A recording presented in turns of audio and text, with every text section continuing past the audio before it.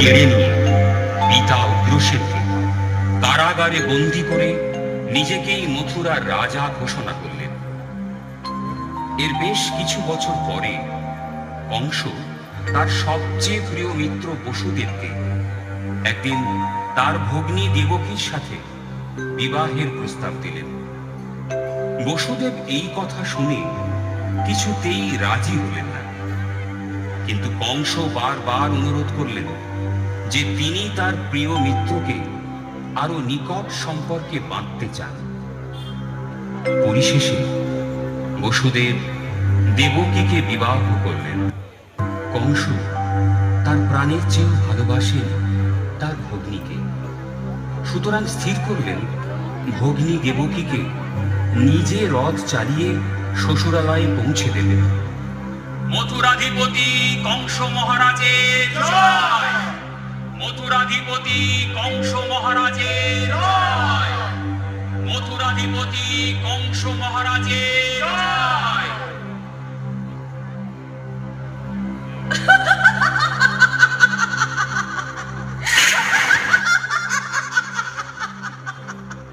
রে মূর্খ, তুই যাহাকে বহন করিয়া লইয়া যাইতেছিস ইহারই অষ্টম গর্ভজাত সন্তান তোকে বধ করিবে।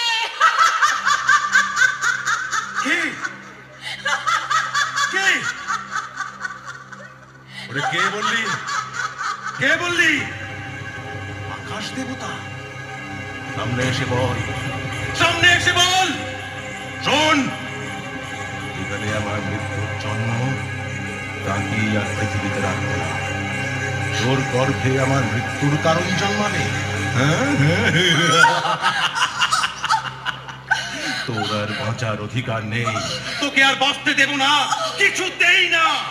দাদা, দাদা, আমাকে তুমি মেরে ফেলবে, কিন্তু আমার দোষ কি বলো? এ কি করছো মিত্র? তোমার এ কাজ সাজে না। তুমি ভোজবংশের যশস্বী পুরুষ, তোমার গুণ বীরত্ব সমাজে প্রশংসনীয়। তোমার মতন মানুষ কিভাবে বিবাহ পর্বে একটা স্ত্রীলোককে হত্যা করতে পারে, তাও আবার নিজের ভগ্নীকে? হে বীর, দেহ ধারণ করলে দেহের সাথে মিত্র জন্ম নিয়ে থাকে। আজ হোক আর 100 বৎসর পরেই হোক, প্রাণীর মৃত্যু নিশ্চিত হবে। তোমার আদরের ভগ্নী দেবকীর কি দোষ আছে?